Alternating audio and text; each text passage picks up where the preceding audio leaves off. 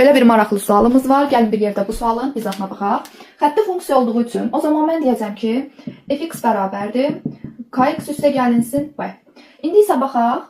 F2-ni 10 veribdir. Onda mən bu formada yazaram ki, k vurulsun 2 üstə gəlinsin b bərabərdir 10-a. Daha sonra isə 4k üstə gəlinsin b bərabərdir 2-yə. Burada da tərəf-tərəfə çıxaq. Deyək ki, yuxarıdan aşağıdakı tənliyi çıxıram. Tənliklər sistemini həll etmək üçün alınacaq mənfi 2k bərabərdir 8-ə. Buradan k-nı taparıq ki, k mənfi 4-dür. Mənfi 4-ü burada yerinə yazsaq, harada yazaq? Gəlin burada yazaq. Deməli, mənfi 4 vurulsun 2 üstə gəl b bərabərdir 10-a. Mənfi 8 üstə gəl b bərabərdir 10. Buradan da b-ni taparıq ki, b neçədir? Buradan yazaq 18. Fx-i yazsam, deməli, k-nı nə tapmışam? 4. Mənfi 4 x üstə gəl 18 fx-in tənliyini yazmış olduq.